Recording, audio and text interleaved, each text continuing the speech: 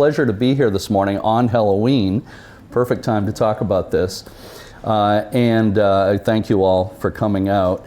So just by way of a little bit more of an introduction, I started doing lighthouse stuff in the 80s. Big influence on me as a kid was Edward Rowe Snow, and I'm sure some of you remember him, the very popular historian who was from Winthrop, Mass. Originally and later lived in Marshfield on the South Shore. Wrote many, many books, was always on TV and radio when I was growing up in the Boston area. And he talked about shipwrecks and pirates and treasure and all kinds of interesting maritime subjects, including maritime ghosts and of course including lighthouses. So that was a big influence on me. I started visiting lighthouses and photographing them in the 80s. I fell in love with their beauty. That's how a lot of people, I think, get interested in lighthouses. Often they're in beautiful locations, of course. But as I photographed them and visited them, I also started learning how interesting their history is. And for me, the most interesting part has always been the human history, the stories of lighthouse keepers and their families and so forth. And it's now a way of life that's fading into history because we have over 800 lighthouses in this country. More than half are still active aids to navigation, but they're all automated now. So traditional lighthouse keeping is really fading into history. So I like trying to keep the stories alive. But what I'm talking about today is a very specific part of lighthouse lore. And I will include some stories of the keepers and so forth, which figure into some of these stories. But today we're talking about New England's haunted lighthouses. And just a little bit more of an introduction before I get into specific stories here. But first of all, I think it's no secret to anybody that lighthouses have very wide appeal. Everywhere you go, it seems like people love lighthouses. I would say that lighthouses, the lighthouse, is probably the most commonly used positive symbol or icon in our culture. You know, it's no accident that churches use them, schools use them, all kinds of businesses use them. They stand for hope and faith and guidance and perseverance and on, just all kinds of positive qualities. They were built for nothing but good reasons, to save lives and property. So it's completely appropriate that they're such popular positive symbols. But with that said, I also like to say that lighthouses have a dark side. A little bit of a pun intended there, I think. But you know, there's something about a lighthouse, especially the offshore ones, a lighthouse out on a rock in the distance. You see that light flashing at night, or you look at it during the day, and just imagine what it was like to live there, to be a keeper or a family member of a keeper, living in an isolated place like that. You know, just in general, there's kind of a mystery about it, those isolated lighthouses.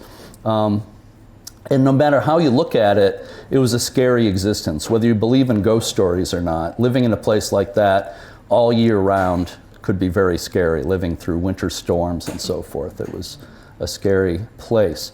So again, there's something about a light in the darkness, I think, that just kind of sparks our imaginations, the mystery of it and everything.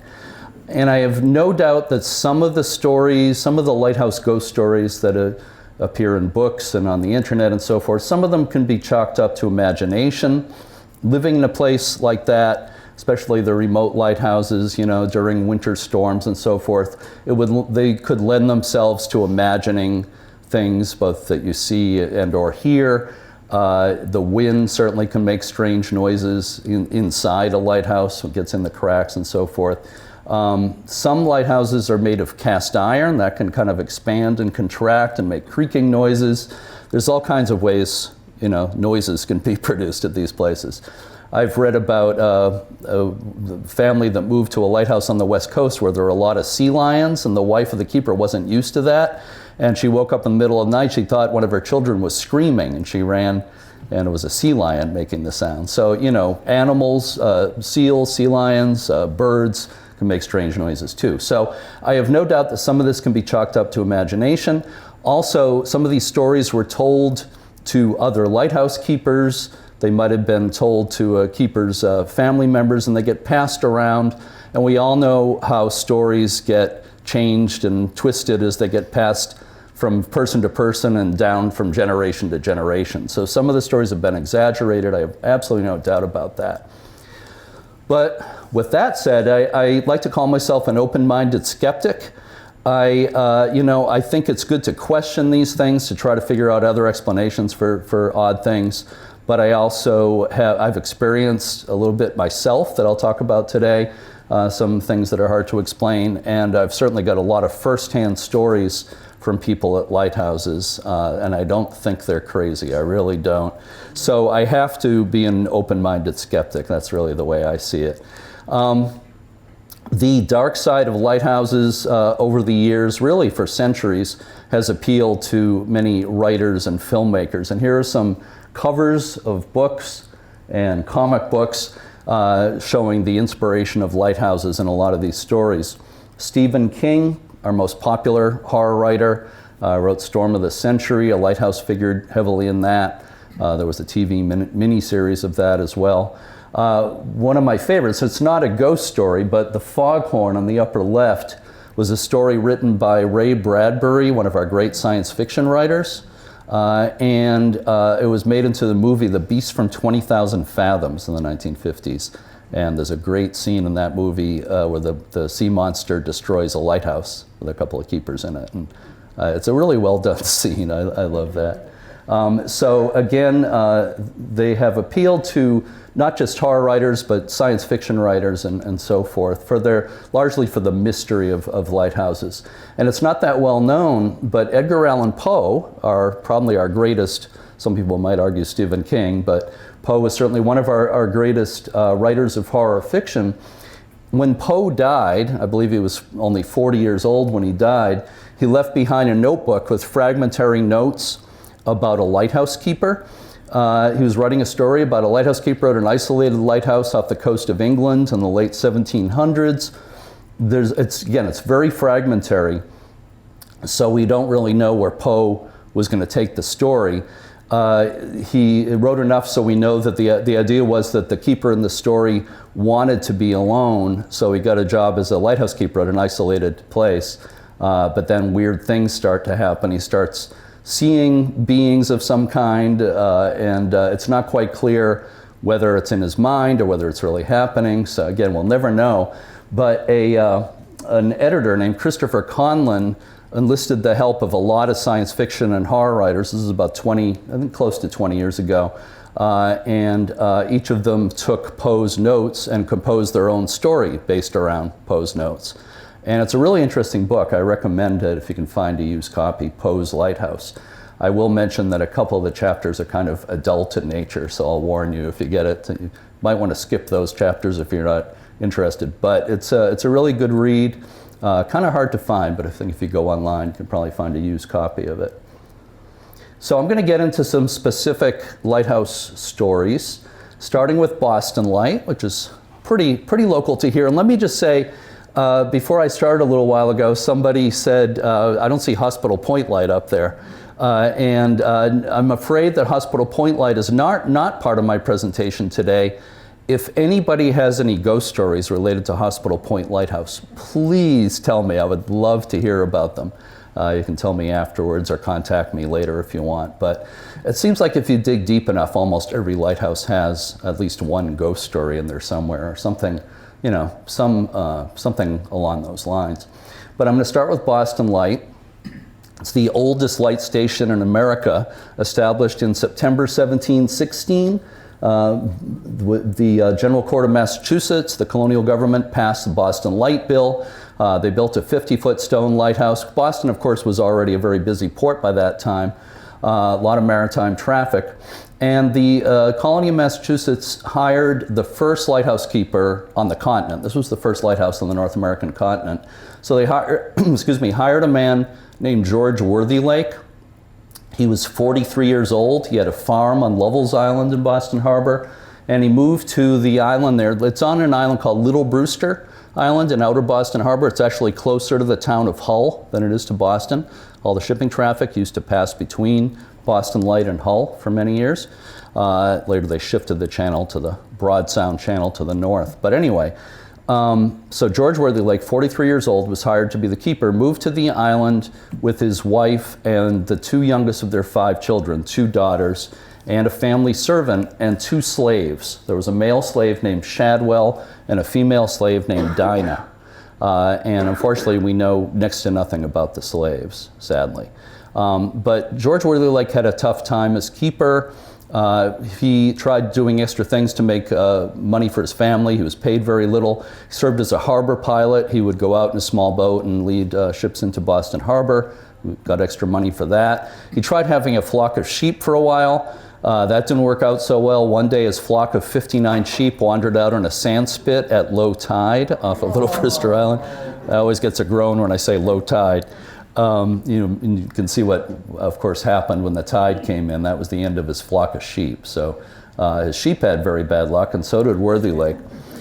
In November of 1718, Worthy Lake went into Boston with his wife and one of their 2 daughters and the family servant, not the slave, but a family servant.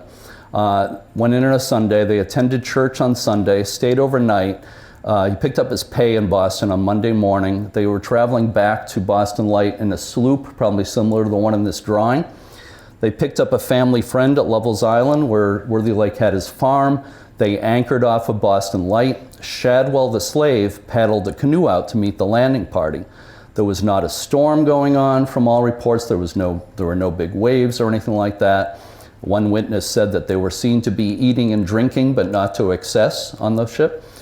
But anyway, Shadwell, the slave, paddled the canoe out to the landing party. 6 people crowded into the canoe, and as he was paddling back with the Worthy Lake's other daughter and a friend watching from the island, the canoe capsized, and all 6 of them drowned. So this, to this day, is, as far as I've been able to tell, is tied for the worst lighthouse tragedy in American history in terms of loss of life. There was a hurricane in the 1840s that killed 6 people at a lighthouse in Florida. But anyway, this is the triple gravestone of George, Ann, and Ruth Worthy Lake at the Copp's Hill Burying Ground in Boston's North End. Probably some of you have walked around there. It's kind of a typical gravestone of those days with the spooky death's heads, as they called them. And there's a few interesting footnotes. One is that Cotton Mather, the minister, the famous minister in Boston, preached a sermon about this. Benjamin Franklin, 12 years old at the time, living in Boston, wrote a poem called The Lighthouse Tragedy and sold copies on the streets of Boston. Later called it Wretched Stuff in his autobiography. A really interesting footnote is that the next keeper, Robert Saunders, went out to replace Worthy Lake. Within a couple of weeks, he also drowned. He was with 2 other men. They went out in a small boat to meet an incoming ship, and the seas were reportedly rough. The boat capsized. 2 of the 3 died. So people started to wonder if the island was cursed. So again, this is the very beginning of our American lighthouse history, and the first 2 keepers drowned. I always tell people lighthouse keeping wasn't as romantic as you think. If you look into the history of any offshore lighthouse, you're probably going to find some tragedies. So before I move on, one final positive footnote to this was that the stonecutter, the young man who carved this gravestone, subsequently married the Worthy Lake's surviving daughter. So something good came out of it. So this is a picture from the late 1800s, so the keeper in his uniform standing out there. I should make an important point here.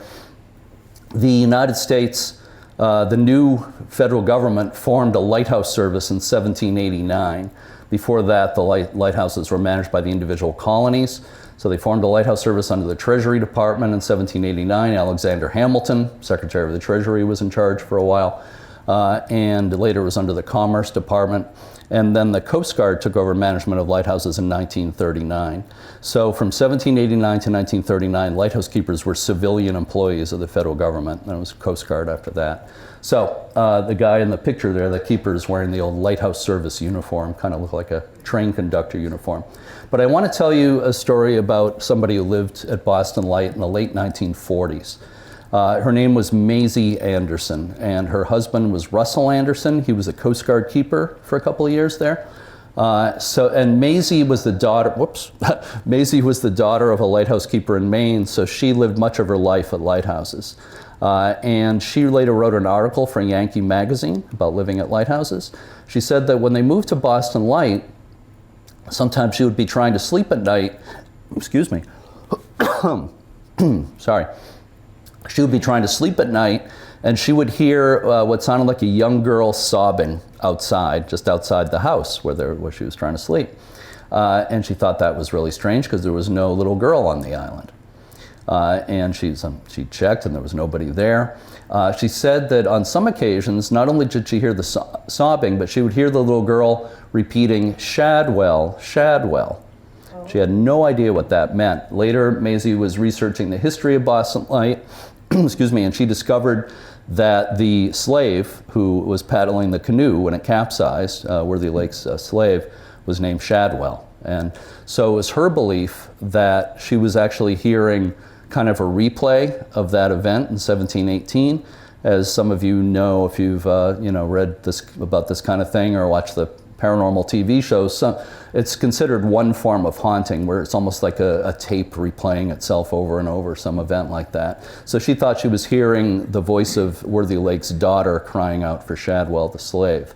She also said that, I believe it was on multiple occasions, she heard what she described as a man's maniacal laughter coming out of the boathouse. I have no idea what that might have been about, but she said that as well.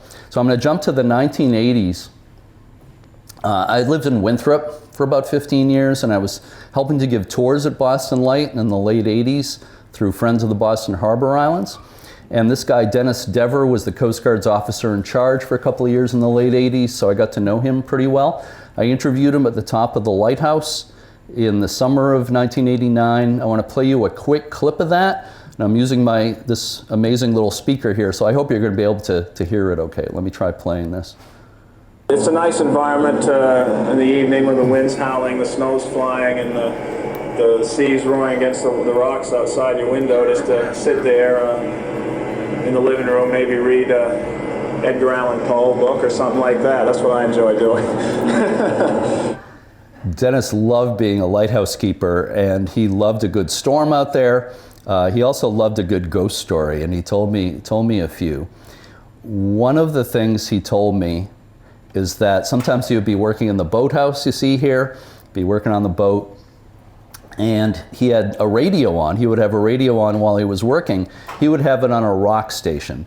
And as he was working, the radio would mysteriously change itself to a classical station. He would have to change it back. So he kept having this running battle with the radio. But he told me some other stories too. And one of the most interesting was that one day, there's a picture I took from a helicopter about 20 years ago, by the way. It was a great day. One day, Dennis was in the keeper's house that you see in the upper part of the picture there. And the kitchen window looked right out at the lighthouse. So I think he was doing the dishes, and he was sure he saw a man standing in the top of the lighthouse, in the lantern room at the top of the lighthouse. He thought that was strange because the only other guy on the island was in the next room. Somebody else I knew quite well, a young Coast Guardsman. Dennis checked, James was right there in the next room. So Dennis went running over to the lighthouse, and he said as he was approaching the lighthouse, he could still see somebody, a figure of a man in the lantern. He was sure of it. He told me he was absolutely sure. And he said to him, it looked like somebody in an old-fashioned lighthouse keeper's uniform. So he went up the stairs, 76 stairs to the top, and of course nobody was there. So he never figured that out. I heard similar stories from some of the other Coast Guard keepers around that time as well, and in general they would blame it on old George, meaning George Worthy Lake, that first keeper. But I want to mention that it looked like Dennis was going to be the last lighthouse keeper in the country.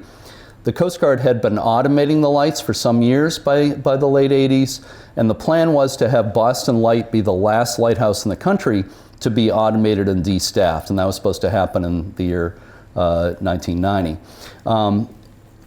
But people were afraid if they removed the keepers from Boston Light that the place would fall to ruin, that it might be neglected and possibly vandalized. So legislation was passed in October '89. It was led by Senator Ted Kennedy. They put money in the Coast Guard budget to keep a presence there on the island. So for I think it was about 18 more years, they had Coast Guard keepers living on the island.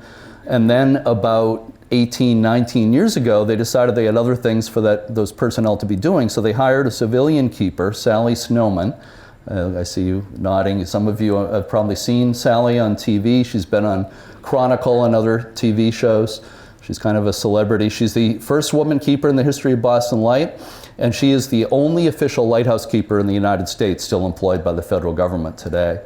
So her job is quite different from the traditional job. The light is on 24 hours a day. Technicians will take care of it if there's anything to do with the equipment, with the light or foghorn. But Sally keeps an eye on everything. She supervises volunteers, Coast Guard auxiliary people they call watchstanders who spend shifts out there. And she used to run tours, but they haven't had tours in a few years now because the pier was basically destroyed in storms a few years ago. So there haven't been tours out there in a while. But anyway, I should mention Sally's standing by the beautiful old second order Fresnel lens in the lighthouse there. Some of you I'm sure know what Fresnel lenses are. Beautiful lenses mostly made in France, invented in the 1820s. With multiple glass prisms that magnify and focus the light. Second order is the second from the largest kind that they made. This rotates and creates a flash every 10 seconds. So beautiful, beautiful lens from 1859, still in place there. But anyway, Sally gets into the role. She wears these period dresses and likes to wave a hanky to passing ships. So she gets into it. Anyway, so she told me some stories. She told me that she has never experienced anything she would consider, paranormal or anything like that. But she said that some of the watchstanders that she supervises have told her interesting stories. She said it's pretty common that they say they see things there. One of the most common is that they see a woman standing at the top of the lighthouse around dusk or a bit after that. Also, they see her walking around on the island, on the paths on the island. She's usually described as having long flowing hair and like a white nightgown type of attire. And I'm not judging, I'm not saying they don't see that, but I have to say it's kind of a cliche ghost, the woman in white with the long flowing hair, but that doesn't mean they don't see it. But anyway, one of the most interesting stories Sally told me is that one of the watchstanders was in the keeper's house one night during a rainstorm, and the cellar was prone to flooding. So this person was getting up periodically and checking the basement for flooding. And there's also a stairway to the second floor close to the couch. So one of the times the person got up, suddenly they saw a woman coming down the stairs, and there was no woman upstairs, so they were quite surprised. And this person said that their eyes met for a few seconds, and then she disappeared. And Sally said this person who told her this was completely serious about it and was sure of what they had seen. I spent a night on the couch in the keeper's house about 3 or 4 years ago at Sally's invitation. I was very aware of that staircase during the night, but I didn't see anybody coming down. The scariest thing for me was the gulls that kept me awake most of the night.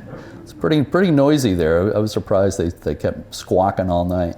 So I'm going to move on. I want to jump down to southern New England. And this lighthouse, first of all, architecturally, this is, I think, one of the most amazing lighthouses anywhere. I'm not even sure that a lot of people would identify that as a lighthouse, but it is.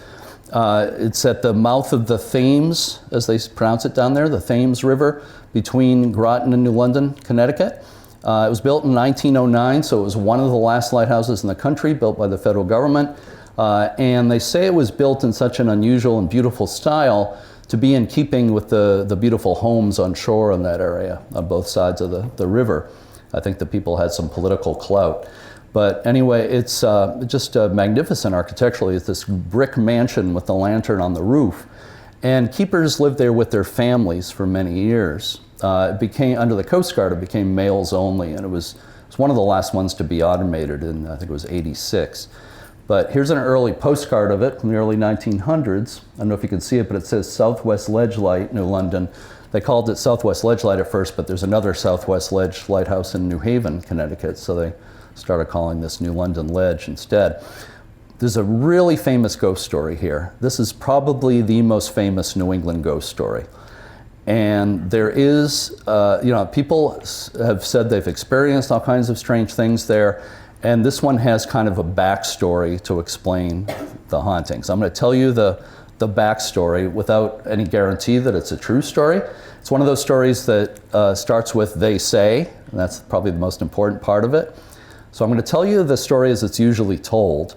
They say that in the 1930s, there was a keeper there named Ernie. And I don't know his last name, but Ernie was the keeper and has lived there with his wife. And his wife, after living there a while, became very bored, which isn't all that hard to imagine. Although I will say wives of keepers in general did a tremendous amount of the work, usually for no pay. But so his wife became very bored. Ernie left the lighthouse to get supplies one afternoon, was gone for a few hours, and came back to find a note left by his wife And the note said that she had run away with the captain of the Block Island ferry, which goes by there at least a couple of times a day on its way from New London to Block Island, Rhode Island. They say that poor Ernie was distraught, that he went to the roof of the lighthouse and dove off to his death. And they say that they found a note left behind by Ernie saying that because of what his wife had done to him, he would curse the place and haunt it forevermore, basically. Some versions of the story say that he drank himself stupid and fell off the roof to his death. But usually they say he jumped off, committed suicide. And ever since then, people have reported strange happenings. During the Coast Guard era, like in the 70s and 80s, there were a number of newspaper articles describing stories of what the Coast Guard personnel were experiencing there, or what they said they experienced there. You know, I wasn't there, so I can't verify these. But one of the most common things was they would say the light itself was very erratic, that it would come, the navigational light in the lighthouse would come on and off for no apparent reason, and also the foghorn, the modern electronic foghorn, it would just go on and off for no reason. It was only supposed to happen when they actually turned it on. Their TV also, they said, would come on and off for no reason. Sounds to me like maybe an electrical problem in the place. But anyway, that was one of the most common things. But also, you know, all these stories about furniture being rearranged when nobody was looking, and the decks would swab themselves, one story said. That's maybe just a little far-fetched. And I know it was said, I've seen it in some sources, that only women would see the ghost of Ernie, and they would see him only in mirrors, so they said. So there's a lot of these stories, and I will tell you that about probably close to 20 years ago now, I was talking to a man who was involved with the nonprofit that was taking care of this lighthouse, the New London Ledge Lighthouse Foundation. And he told me that he and other volunteers had weird experiences out there. He said one time he was in the basement working on something. It might have been the furnace he was working on. He said he was like crouched down and working on something. And he said suddenly behind him, he heard what he was sure was a woman, like sort of clearing her throat and kind of murmuring something, but he couldn't make out any words, but he said she cleared her throat. And he said he knew there was a woman like right behind him, and he turned around and nobody was there. And he absolutely insisted he wasn't imagining things. So, you know, there's a lot of these stories over the years, and a number of the paranormal investigation groups have done investigations. A number of the TV shows have been out there. Ghost Hunters on TV were there. A show called Most Haunted, an English group of ghost hunters, a show that was on for many years. They were there. I believe there's a YouTube video of the Most Haunted investigation. They had one of the guys in the group whistled a tune in the basement. They were all in the basement. He whistled a few notes, and it seemed like somebody repeated that from somewhere else in the lighthouse, and they swore that there was nobody upstairs where it came from. And the lights went on and off by themselves. Some other things happened. So I got to go out in July 2006 with the Paranormal Investigation Group, and it was also shot as part of a TV show called American Builder. The Comcast cable used to produce the show American Builder. It was on every day for years. I don't know if anybody remembers it. It was like a home improvement kind of show, kind of like This Old House or something. And they decided to do a Halloween special on the haunted lighthouse, New London Ledge. So I went out with New England Ghost Project, several members, and the TV crew. And on the left, in the left picture, you see the guy on the right. You see him almost from behind there. That's Ron Kolek, K-O-L-E-K. He started New England Ghost Project quite a few years ago now. Lives in Draycote, Mass. He's written a couple of books on the paranormal and has a couple of radio shows and so forth. The woman with the blonde hair in both of the pictures, curly blonde hair, is Maureen Wood. She is a psychic medium, or sometimes referred to as a trance medium, because it appears that during these investigations, a lot of times she'll go into a trance and start speaking as if she's somebody else. And I've always tended to be very skeptical of those kinds of things, but I'll tell you that I've taken part in several investigations with Maureen, and it's really interesting. She comes up with things that are hard to explain, And I know she's sincere. I know her well enough to know she's not making this stuff up. She claims to be a fifth generation psychic, and her daughter seems to have abilities as well. So, and the woman with the long hair in these pictures, is Karen Mossy, and she was the EVP expert for New England Ghost Project at that time. If you watch the paranormal TV shows, you know what EVPs are, but I'll explain it more in a minute. And the young guy with the maroon baseball cap there was named Jimmy, and I can't remember his last name, but he was one of the hosts of the American Builder Show, so he was out there with us to kind of represent the show. So early in the evening, they used the Ouija board, and Ron brought that out, or Ouija, some people sometimes pronounce it. And I know some people think those are evil, that it's like kind of inviting trouble when you use them. Ron doesn't think that. He thinks it's just another tool you can use, and you get some interesting results. But not much happened with that. A few of them are sitting on the floor, as you can see there. Not much happened with the Ouija board. So then I think it was 6 of them. I was not one of the 6. I was standing off to the side. 6 people were sitting on the floor holding hands, kind of like a seance, and just, you know, with their eyes closed, just kind of concentrating. And Maureen suddenly said, "There's somebody here." And her voice kind of deepened. She turned to Ron, and she opened her eyes, and I swear she looked really angry. And I thought, when I saw the look on her face, I thought, Maureen's not home right now. This is like somebody else. And she said, "You lie," to Ron. And she actually hit him hard on the arm. She said, "You lie." And then she said, "Oh, my head," and she grabbed her head, and it was like moaning, and she fell over backwards. And Ron kind of grabbed her and said, "It's okay, Maureen, you know, come back, it's okay." And after maybe a minute or two, she was okay. She kind of came out of it. And but a lot of times she blanks out, and she doesn't even remember what she does when she's in a trance. But in this case, she pretty much remembered the basic, what she was seeing, and she talked about it later.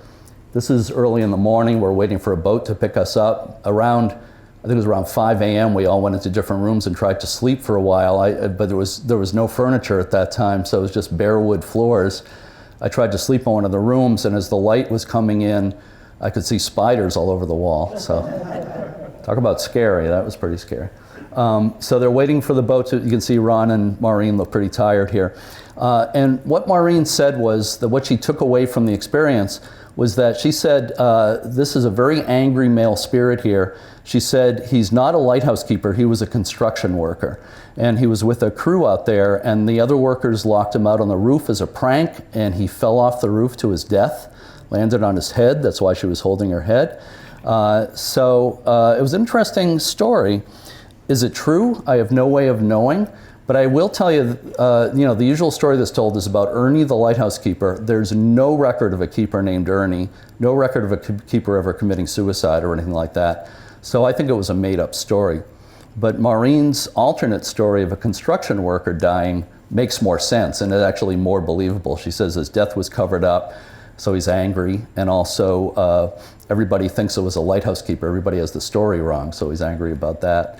So it's actually, there's no proof of it, but it's an interesting alternate story, and actually more believable than the usual story. So I mentioned EVPs. Karen Mossy was the EVP person for the group at that time. Stands for electronic voice phenomena. And the idea is that, it goes back to the early days of sound recording. Even Thomas Edison was interested in this sort of thing. And the idea is that you make a recording. Of course, they used to use tape recorders or whatever. Now it's usually small digital recorders. And you'll just record an area for a while, sometimes ask questions into the recorder. And the idea is that nothing is heard audibly at the time. Things on the recording are only heard in playback later.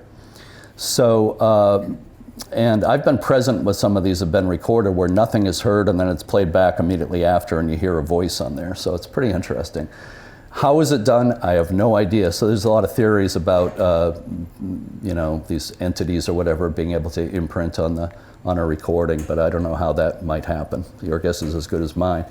But here's one that Karen Mossy recorded in the lighthouse very late at night. I believe she was inside. I think it was after midnight. And you're going to hear her voice first say, "Are you here, yes or no?" And she seems to get a reply. Are you here, yes or no? It was a little soft. Let me play it again and I'll hold it to the microphone. Are you here? Yes or no? Could you hear that? It sounds like yes to me, but it's kind of fuzzy.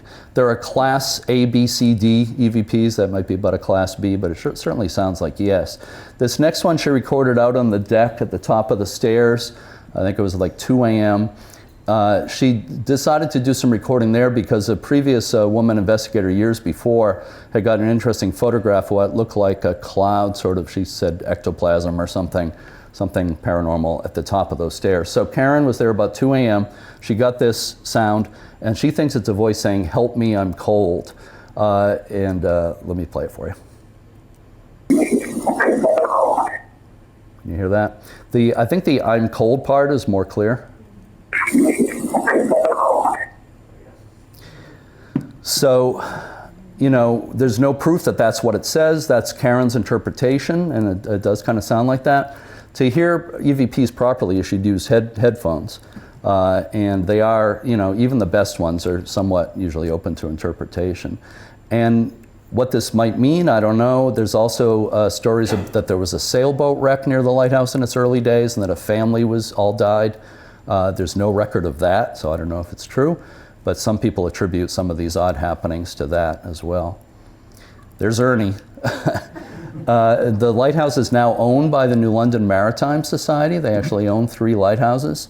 They do run tours there sometimes in summer. It's worth going if you ever have a chance. I've been inside a couple, obviously this time, but a couple other times too. And I don't know if he's still out there. This was a while ago. But I know for a while, sometimes he'd be looking out the window and you'd go by in a boat and you'd see Ernie looking at you from the lighthouse. So I'm going to jump up to Mid-Coast, Maine here. Owl's Head Light has been called the most haunted lighthouse in America. Coastal Living magazine called it that a few years ago. And I'll tell you that I've known a lot of people who live there over the years, and almost every one of them has interesting stories about it. It is now the headquarters of the American Lighthouse Foundation, the Keeper's House. There's a museum and shop in there run by my good friend Bob Trapani, the executive director of the American Lighthouse Foundation, and his wife Anne. And I'll say that they're 2 of the few people who spent a lot of time there that have not told me any stories, but they are very skeptical about this stuff, and I feel that if anything did happen, they probably wouldn't tell me anyway. So, and they're only there during the day. They don't live there at night. Not that these things have to happen at night. There's absolutely no rule about that, but they tend to be noticed more at night, I think is what happens. But as you can see, there's a keeper's house on lower ground there. By the way, this place was established in 1825. Lighthouse was rebuilt in 1852. It's a very old light station.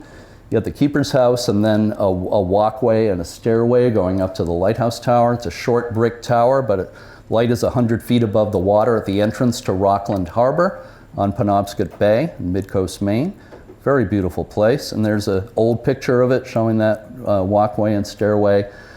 And the guy on the right was a keeper. He was there in the 40s. His name was George Woodward, and he's trimming the wick of the kerosene lamp there. That was a Coast Guard publicity picture. I'm not saying that he haunts the place, but I will say that this is one of many lighthouse ghost stories where it seems to point to the idea of a keeper of the past still haunting or, you know, still keeping watch at the place years after their death.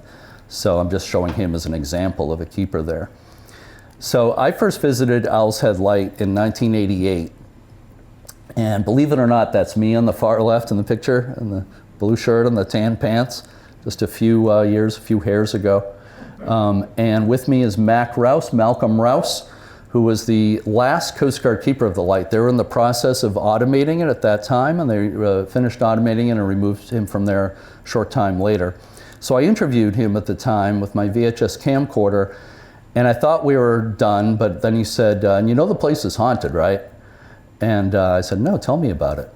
So that's actually happened to me a number of times. I've been on the phone with ex-lighthouse keepers and be about to hang up, and they'll say, you know the place was haunted, right?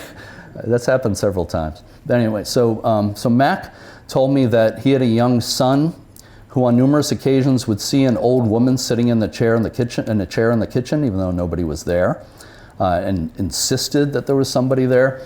He said his wife experienced odd things in the house, although I don't think I ever got the particulars of that. And Mac is one of a number of people who reported a really weird thing that sometimes there'd be a snowfall, and they would go outside after a snowfall, and there would be footprints on the walkway, and going up the walkway and going up the stairs to the door of the lighthouse, and just ending at the door of the lighthouse. The footprints wouldn't come across the grounds, across the yard at all. They just started on the walkway and ended at the lighthouse door, which did not make a lot of sense. So he couldn't figure that out. I know there are some versions of it that will say the door would be opened and it appeared that this ghost or whatever polished the lens. That I'm not too sure about. He didn't tell me that. I've seen that in books. But after I talked to Mac Rouse, I talked to a guy named John Norton. He was the keeper at Owl's Head in the Coast Guard in the early 1980s.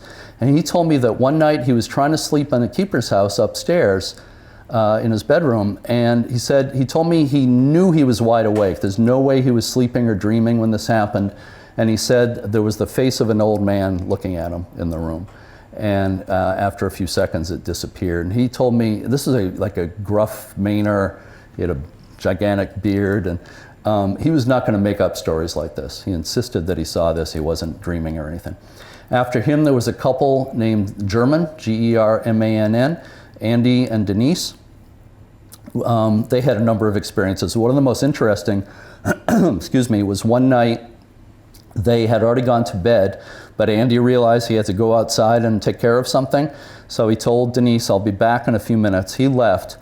While Denise is in the bed by herself, she said that she saw what looked like the indentation of a person moving around in the bed next to her. Now, most of these stories to me are more interesting than scary. That one's kind of scary to me. It's pretty strange. And later, Andy told her that when he left the room, he saw what looked like a gray, smoky figure move from the hallway through the wall into the bedroom. And the timing of that seemed to coincide with what happened to her. Now, why he didn't tell her about that right when he first saw it, I'm not so sure, but maybe he wasn't sure he really saw it. He was wondering if he was imagining things. But so that was pretty interesting. When the Germans were going to leave, the next family that came in was the Grahams, you see in the picture on the right here. Gerard Graham, Coast Guard keeper, and his wife Debbie and their little daughter Claire. The Germans told them the house is haunted. They said there's one upstairs bedroom. It's the most haunted part of the house. You don't want to use that. They laughed. They thought it was hilarious. They made that one room their daughter Claire's bedroom.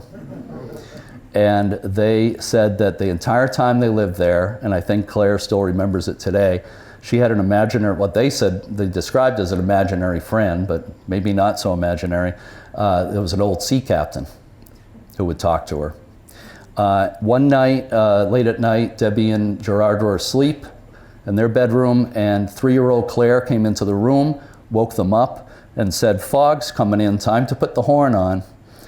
They had no idea where she got that. They had never talked about anything remotely like that to her, so they figured the old sea captain told her to say that. So Debbie, it's another case where in the early 2000s, Debbie emailed me about stories about life at Owl's Head, and the last thing she said was, "You know the place is haunted, right?" In 2002, I got to take part in a Travel Channel documentary, Haunted Lighthouses of America. It's been shown many, many times over the years. I don't think they're showing it anymore, but I was interviewed for it, and I got to spend a week with the crew. I got a production assistant credit too, but I also got to play the lighthouse ghost in some scenes. This is not me in this picture, but I did get to wear the uniform in a couple of scenes in the movie. That was a lot of fun. You see the mysterious keeper at the top of Owl's Head Light looking out to sea from behind. That's me if you ever see it. But the guy in this picture was the father-in-law of a Coast Guard officer living there in the house at that time.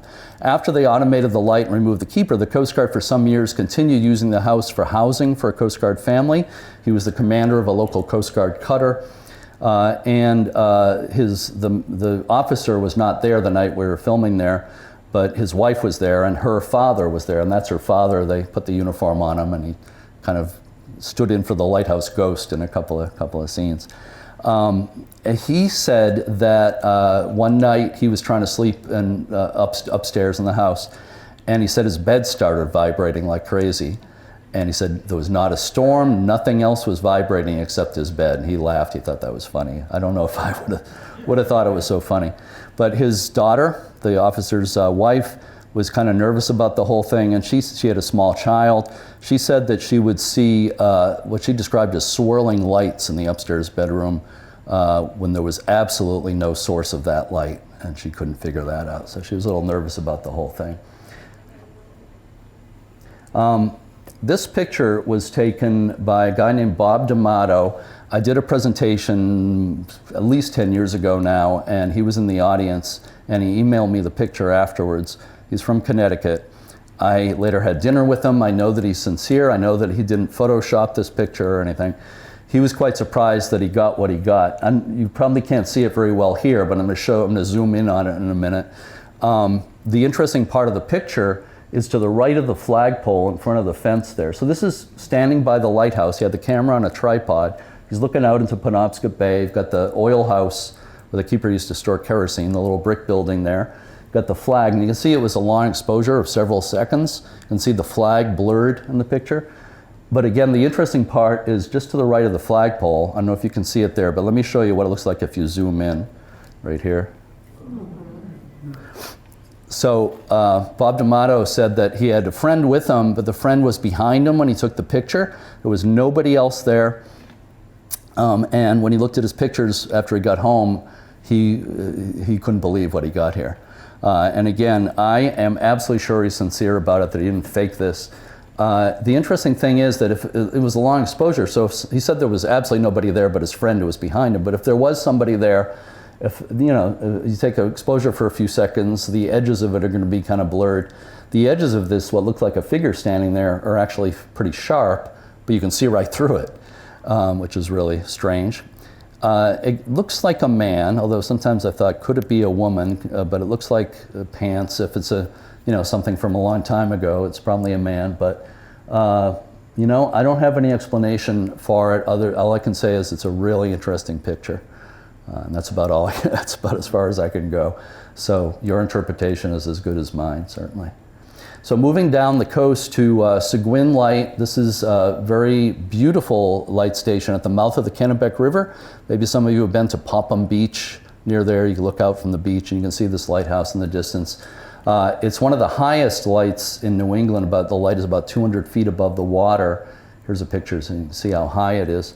And it's got a beautiful first order Fresnel lens, the only one still in use in northern New England. Cared for by a nonprofit, the Friends of Seguin Island. And it has another one of the most famous lighthouse ghost stories of all time. And this is another they say story, the story that's usually used to explain it, okay? I'm going to show you an old postcard here. So they say that in the mid-1800s, a keeper was living there with his wife, and again, the wife became very bored. It's a common theme. The keeper's wife asked him for a piano. She wanted a piano to help pass the time. So he bought his wife a piano. Crew came out in a schooner and carried the piano up the steep path to the keeper's house, put it in there. But along with the piano, she only got one piece of sheet music, a popular song of the day. So she quickly learned how to play that song, but it's all she knew. So she would play that song over and over and over and over and over and over. You get the idea, until it drove her husband insane. They say he grabbed an axe they had for chopping firewood, proceeded to chop up the piano, and proceeded to murder his wife and kill himself. So the story goes. And they say that ever since then, if you're on Seguin Island on a quiet day and you listen really carefully, you're probably going to hear this pretty piano music drifting in the breeze, that same song playing over and over. So it's a very commonly told story. It's in a lot of books on lighthouse ghost stories. I will say that there's no record of a murder-suicide on the island. If something like that had happened to a government employee like that, there'd be some sort of record of it. Nobody's ever produced a newspaper story or anything else. So I don't think it took place, at least not exactly the way that story is told. But in any case, many, many people have reported the music on the island. And about more than 10 years ago now, I was on a Coast Guard boat all day, and a bunch of us were inspecting some lighthouses that the government was going to be transferring to new owners. There was a woman on the boat from the General Services Administration, the GSA in Boston. She told me that about a week before, she had been on Seguin Island, and she said that she's walking around by herself. She had never heard the ghost story, never heard about the piano or any of that. She heard pretty piano music floating in the breeze. She went to the caretaker and she said that music was really beautiful. Who was playing the piano? And he said, there's no piano here. Nobody was playing any music, so you must have heard the ghost. She described the music as sounding like a memory, which is a very interesting way to describe music.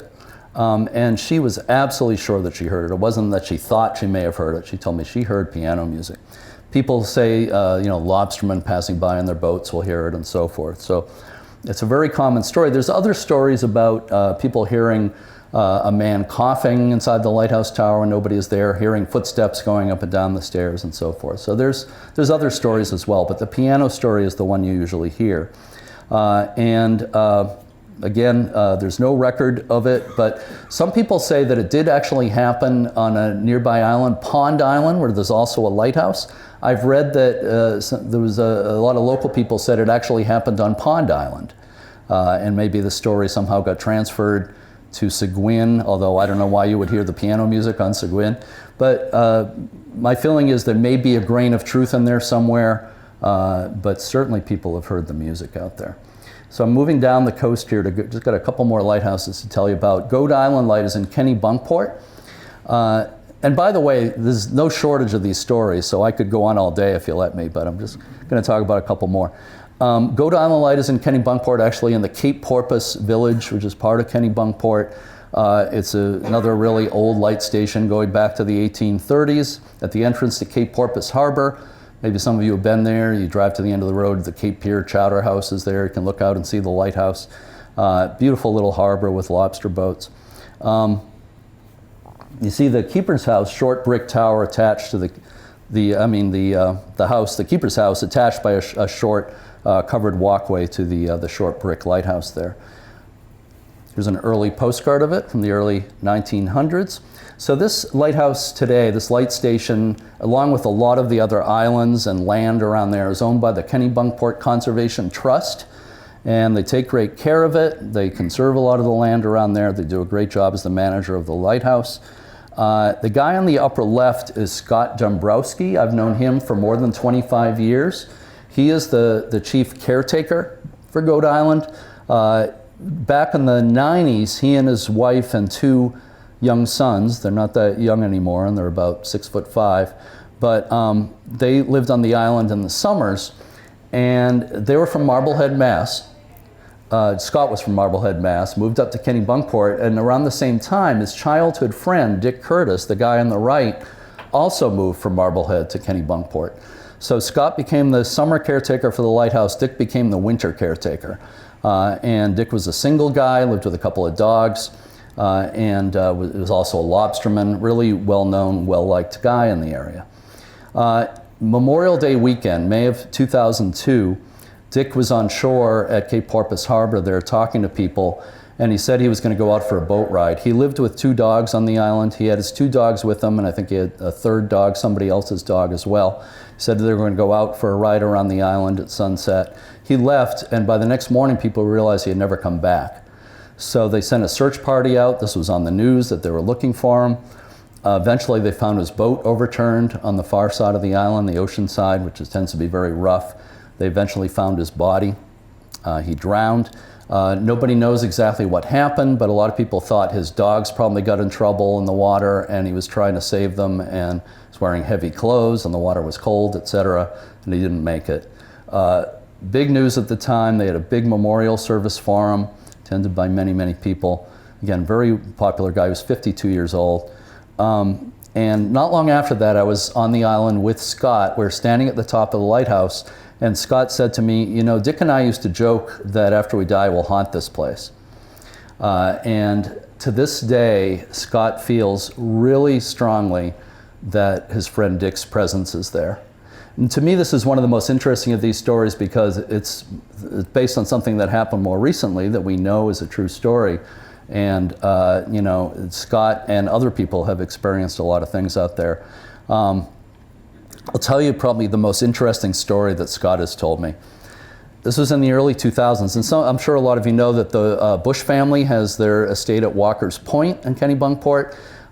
George H.W. Bush and Barbara spent summers there for many, many years. It goes back to George H.W. Bush's grandfather. But from Walker's Point, you can see Goat Island Lighthouse and vice versa. In fact, Secret Service lived at Goat Island Lighthouse the last couple of years of George H.W. Bush's presidency.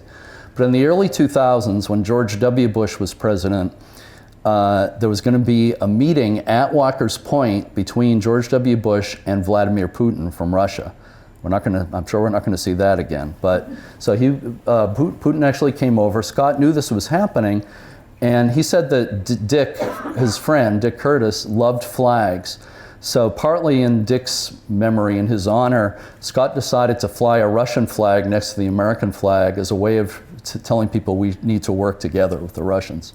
Of course, that's bad flag etiquette. You're not supposed to fly a foreign flag next to the American flag, but he was trying to make a statement. So he said it was at the top of the lighthouse. He got the Russian flag set up the way he wanted it next to the American flag. Said it took him a while, had to fiddle with it and get it just right. And when he finished, he said, he was standing next to the foghorn in the top of the lighthouse, this electronic foghorn that had a sensor. It was only supposed to go on when it was foggy. This was on a bright sunny day. He got the flags in place and he said out loud, "How do you like that, Dickie?" Meaning his friend Dick Curtis. "How do you like that, Dickie?" The horn started sounding right then, out of the blue. And what's really interesting is that not too long before that, a woman had come out to the island and told Scott that she was a psychic, and she said, "Your friend will make himself known by electronic means." And Scott said that after that, every time he would be walking around the island, he would walk near the lighthouse on a sunny day, the horn would blast once. And he really felt that was Dick saying hi to him. And he said that that equipment never worked right after that until like 2 years later when the Coast Guard replaced all the equipment. So there's other stories too, but that's my favorite. I spent a night with New England Ghost Project about 10 years ago at Goat Island. There was a different medium with the group named Leslie Marden. She's really interesting too. She wrote her life story, a book called Medium Rare, which I love the title. But Leslie, when we first went in the keeper's house, and then Leslie didn't know anything about the place. In general, you know, people like her, they don't want to be told anything in advance. She walked into the house and she picked up a pair of binoculars off the table and she was like clutching them and she said, "These belong to somebody who loved this place so much." And she said, "I see a tall man with a mustache," which certainly described Dick. Later we were upstairs in the room that had been Dick's bedroom upstairs.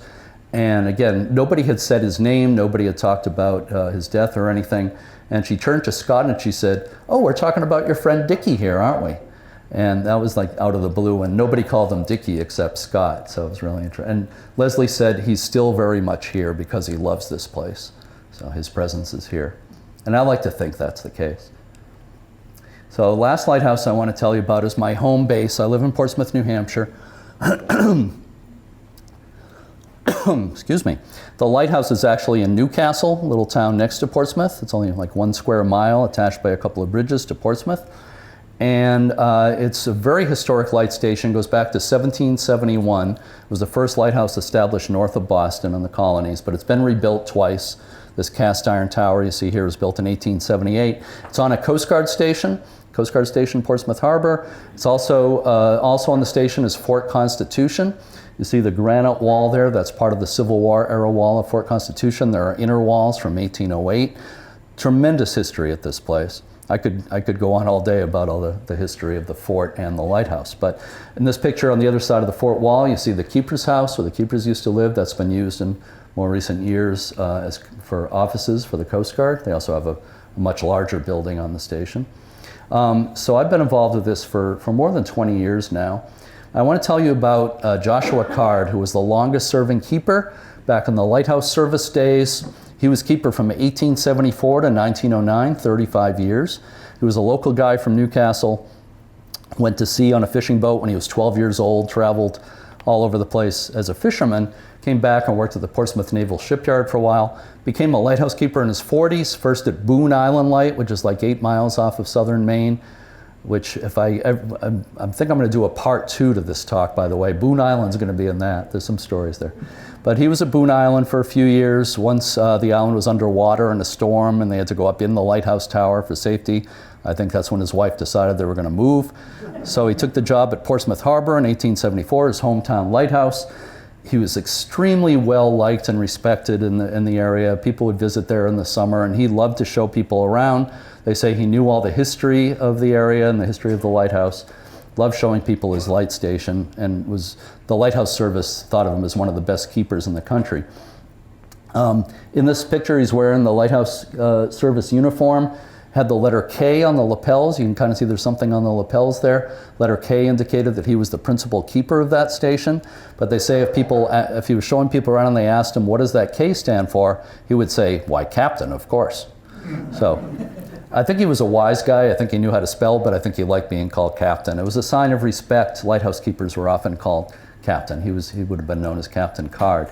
He was keeper until he was 86 years old. He had a stroke. He had to retire. I'm sure he didn't want to. But he retired in 1909, and he died 2 years later at his daughter's home in Newburyport. So I'm going to refer back to him in a minute. I just wanted to give you some background, and I also want to give you a little background on Elson and Connie Small. They came in the 40s, in 1946. It was at the tail end of a 28-year career at Lighthouses. Elson was in the Lighthouse Service. He joined the Coast Guard when they took over, so he's in a Coast Guard uniform in these pictures at Portsmouth Harbor. Before they moved there, Elson and Connie were only on islands off the Maine coast. This was the first place where they could drive to their home, first place that had electricity, which they were thrilled about. I knew Connie late in her life, and she told me they went on an electric binge when they moved in there. But she said it felt weird to push a button to make the light come on in the lighthouse because it was too easy. They weren't putting themselves into it anymore. So that was kind of the end of traditional lighthouse keeping. But I should mention Connie, at the age of 85, wrote a book called The Lighthouse Keeper's Wife, which is a classic book. If you want to read about life at lighthouses, read The Lighthouse Keeper's Wife by Connie Small. I very highly recommend it. So they left in 1948, and as I said, I knew Connie late in her life. I interviewed her when she was 96. She lived to be 103. She died in early 2005 at 103. The picture on the right, she's 102 in that picture on the right. That's me on the far right with Joanne and Paul, two of our volunteers for Friends of Portsmouth Harbor Lighthouses.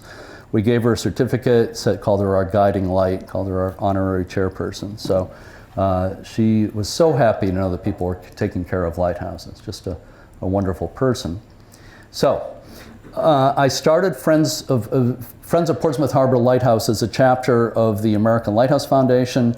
I started it in 2001.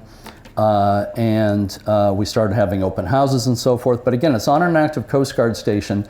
So soon after I started the group, I started hearing stories from the Coast Guard. They're on 24-hour watch much of the year, so they have people there at night and everything. I started hearing these stories. The first story I heard was a woman who worked in the keeper's house on the first floor. She would be there by herself, and she would hear footsteps going back and forth on the second floor. She would check, and nobody was there. And she was a little bit shaken up by that. And I heard the same thing from other people over the years.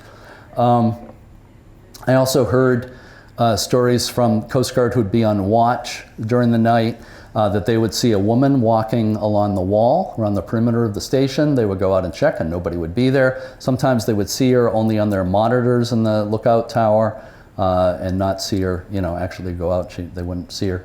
One guy was doing the rounds near midnight, walking around the station. He saw a man standing in front of the keeper's house. He got closer and the man disappeared. And this woman I met more recently claimed that she was there in the 80s, that she and other personnel there kept seeing somebody in an old-fashioned military uniform standing in front of the fort on the grounds. So there's so many stories. These stories were kind of mounting up. And we got a New England Ghost Project to come in to do an investigation in August 2005. You see Ron Kolick again on the right there, Maureen Wood and Karen Mossy of New England Ghost Project. This was the first time I met any of them. This picture is taken in the watch room at the top of the stairs. You got a spiral stairway, 44 stairs, then a landing called the watch room, and then a ladder going up into the lantern room where the light is. Before I play this EVP for you, I want to tell you that about 15 years ago, I was giving a tour for a young couple in that watch room right there. I'm leaning on the ladder talking to this young couple, and in the middle of me talking, I heard, "Hello," just like that, "Hello," and I stopped.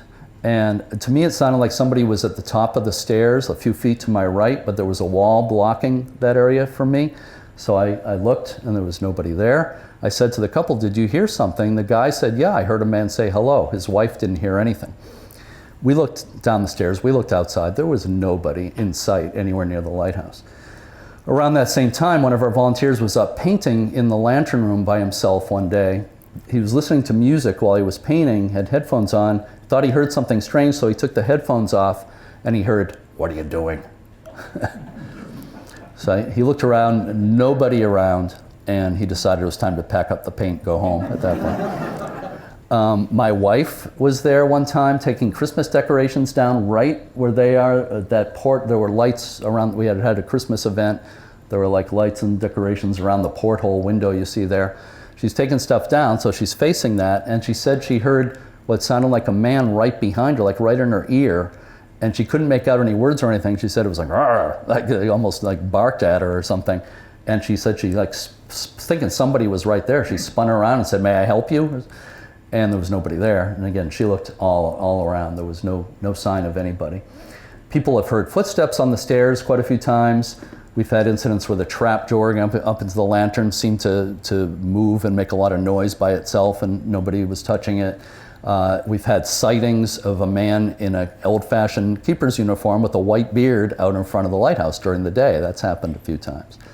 So there's a lot of stories, but I wanted to mention the voice that I heard, hello, because it kind of fits in with the EVPs I'm going to play, because the voice you hear sounds kind of similar. So this first one, this was recorded by Karen Mossy in that watch room. It was after midnight during this investigation in 2005. You're going to hear her voice first say, "Who's there?" and she gets a response.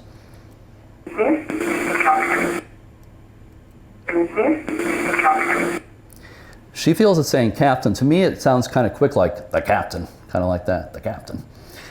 It's not a Class A EVP. It's not, it's not easily heard as captain, but I hope you could hear it, that it kind of sounds like that. And that's why I told you the story about Joshua Card liking to be called captain. Is that him? We don't know, but the voice sounds a lot like what I heard. So this one was recorded later. This is Ron Kolek out on the deck at the top of the lighthouse at 2 in the morning. And you're going to hear his voice first say, "Do you like us being here?" I think this one's really loud. So, and then he gets an answer. "Do you like us being here?" Sure sounds like yes. I remember I played that once for somebody and they said it sounds like no. I don't know how they got that. It sounds like yes to me. "Do you like us being here?" And again, it sounds like a similar voice. You get this older, sort of raspy male voice a lot of times. And this one was recorded just after that by Jim Stonier, who is the EVP person now for New England Ghost Project. So this is out on the deck right after that last one you heard. And he says, "I think you should check the light," and it gets a response. "I think you should check the light." "I think you should check the light." I always like that one because it sounds like there's a pause there, and I always picture Joshua Card like asleep, and he hears, "I think you should check the light," and he like wakes up, okay. So. "I think you should check the light." I'm going to play you one more EVP recorded by a different group there, Sauhegan Paranormal from Nashua, New Hampshire, in August 2010. You're going to hear a conversation going on the second floor of the keeper's house, including me and a few women.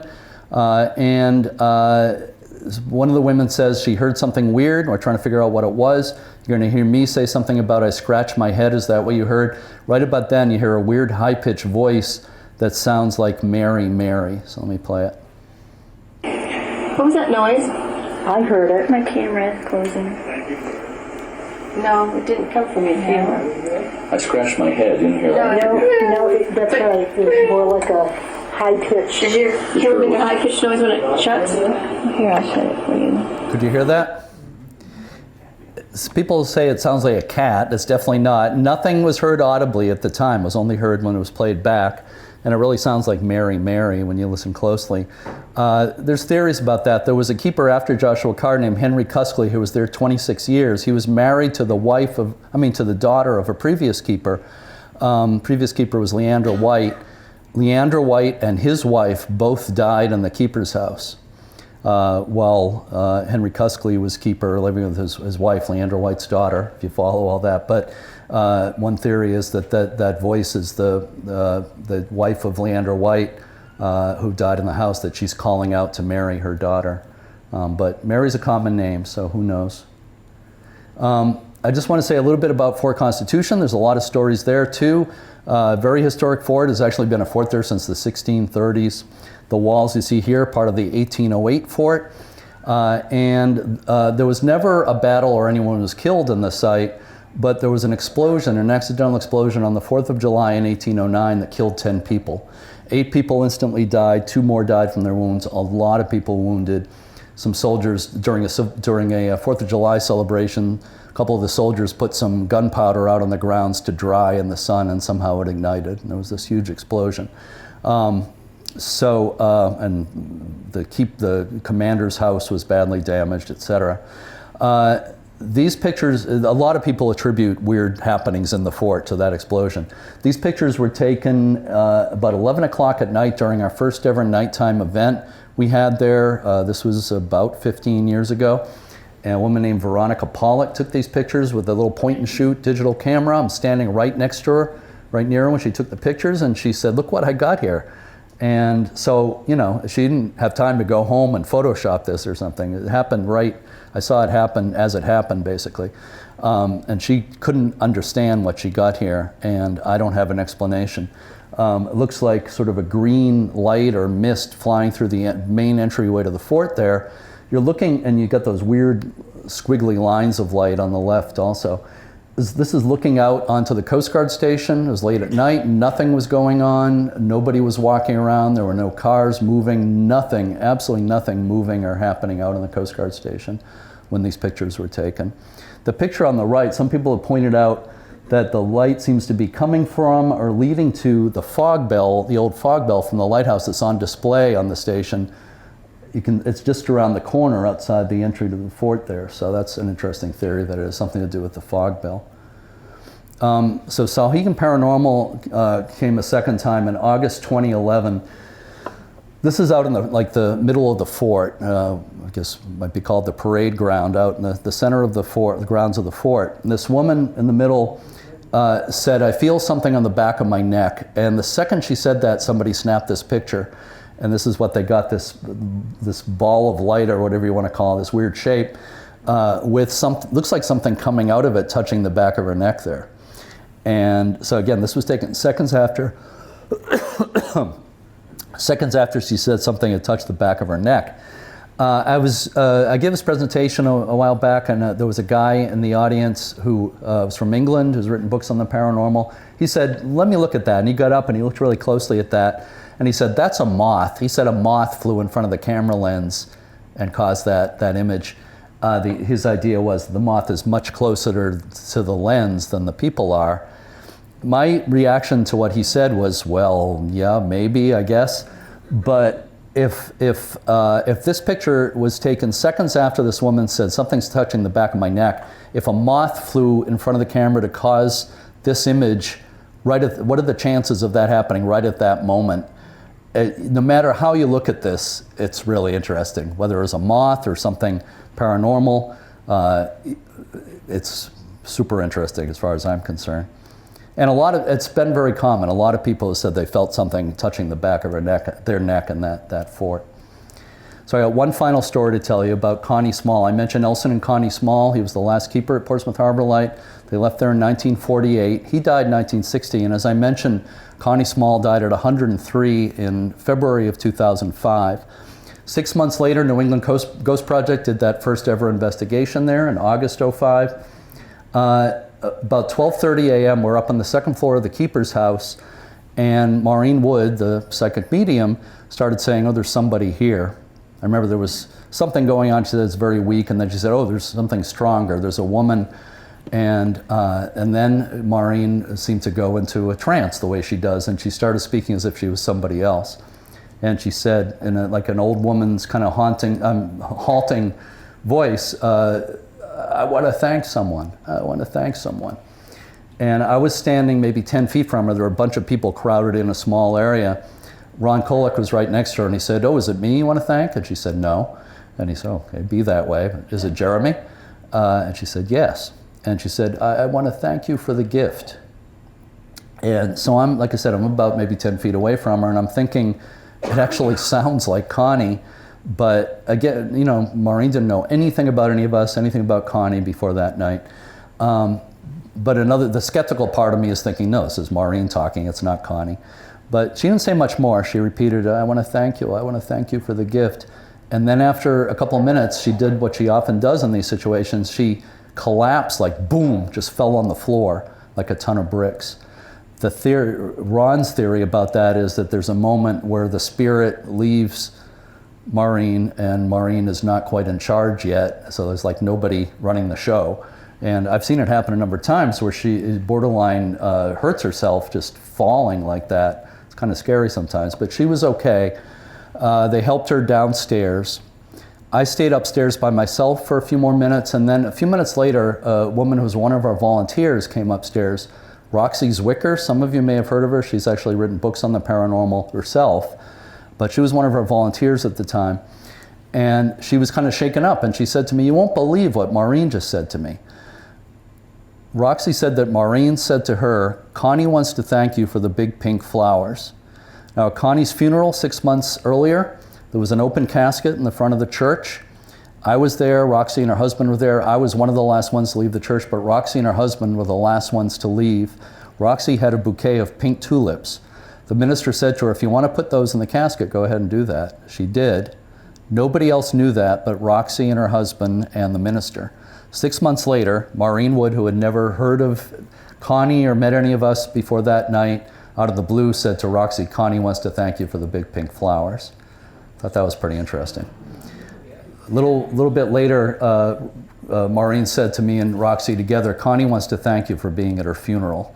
It's the only time I've been told that exactly. But, does any of this prove anything? No, it doesn't.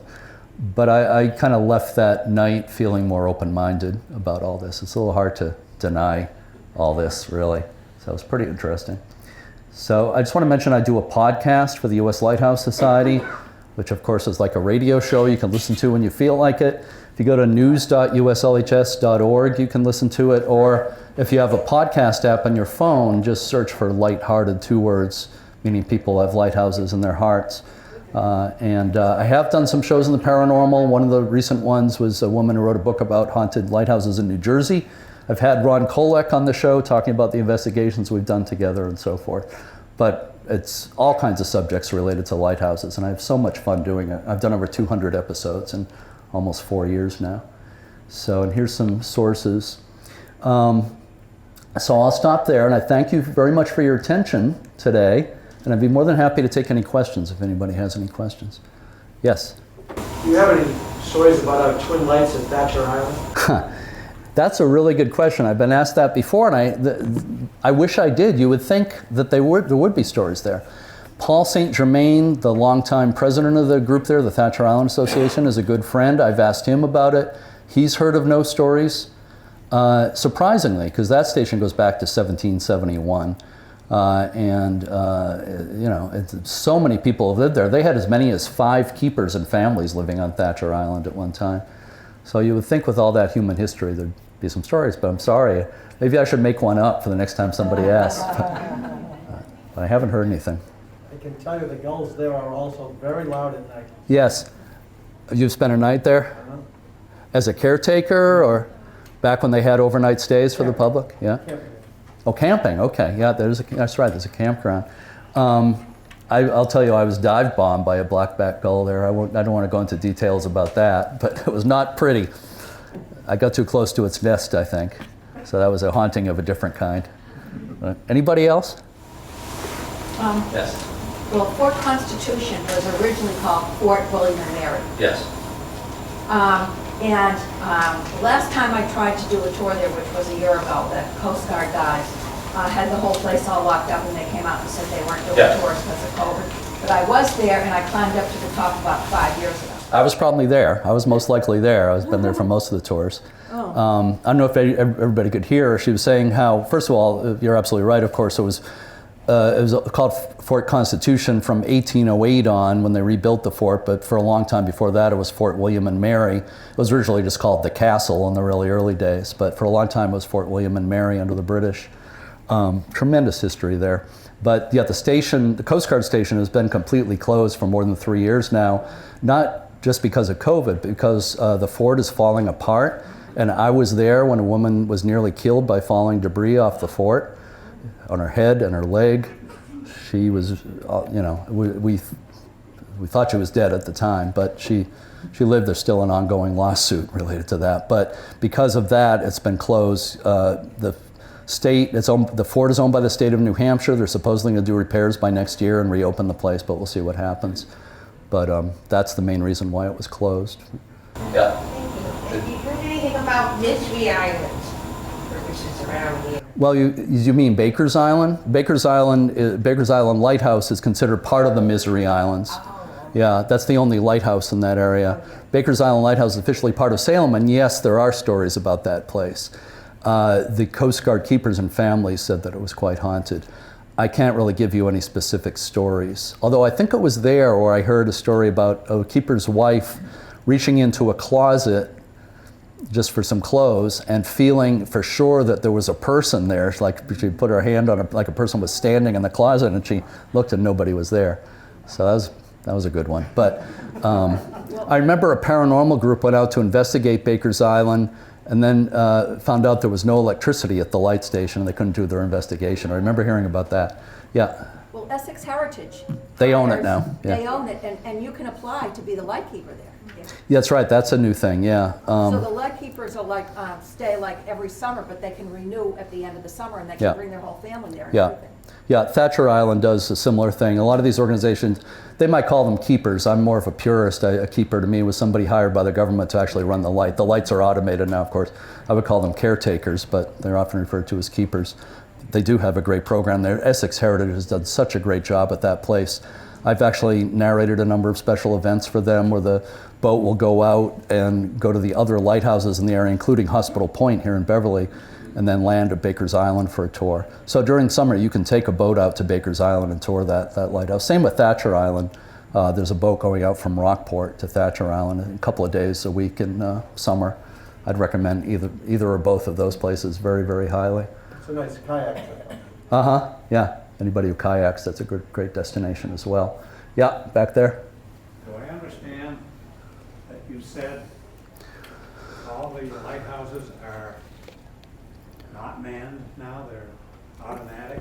Well, we have one that's womaned, as I said, Sally Snowman. She's the only official keeper in the country these days. But yes, the lights that are still active, aids to navigation, are all automated now. So we don't have traditional keepers anymore like we once did, living at these places. Does that apply to the West Coast as well? It does. It applies to the whole country. It applies to most of the world. Although Canada, even though all the lights are automated in Canada, they still have more than 50 lighthouse keepers living at places, mainly on the West Coast in British Columbia, because they like having people at these islands keeping an eye on the harbors and so forth in case people are in trouble. Every year they talk about taking them off and people complain, say you've got to keep them there. So they've managed to keep them there so far. But it's the same thing all over the world. There's very few traditional lighthouse keepers in any of the world these days. Thank you. You're very welcome. Yep. I don't have a question, but I was just going to mention that if anyone is interested in seeing a Fresnel lens, up close, there's one of the Thatcher Island Fresnel lenses is on permanent exhibit at the Cape Ann Museum. And it's really pretty fascinating. Yes, in Gloucester, yeah. Yeah, I spoke there right after they put that there. It was pretty neat.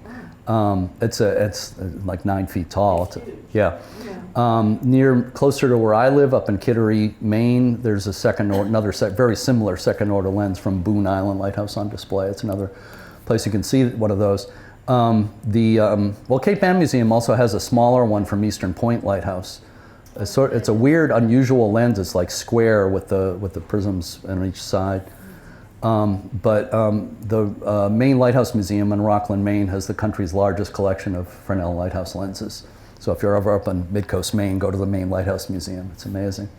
Oh, I didn't know that. There's a museum in Scotland has the biggest collection in the world. I interviewed them for my podcast not too long ago. The museum, lighthouse. What is the official name of it? The Museum of Scottish Lighthouses in. Edinburgh? No, it's quite north of there. As soon as I stop trying to think of it, I'll think of the name of the town. But it's at a lighthouse, and I can't think of the name of the lighthouse or the town again. On the shore, then. Yeah, it's up in the, well, it starts with Dundee, yeah. Yeah, That's where it is, that's yeah. a fort. Yeah, that's where the lighthouse and museum are, yeah. Oh, okay. Yeah, anybody else, any questions? Well, again, thank you so much. And I will mention that I have some books up here if anybody's interested. The books are from $10 to $20. I have my Lighthouse Handbook New England, my bestseller. It's a guide to every lighthouse in New England. I haven't written a book on lighthouse ghost stories yet, although I've certainly thought about it over the years. But there's ghost stories woven into a lot of my books.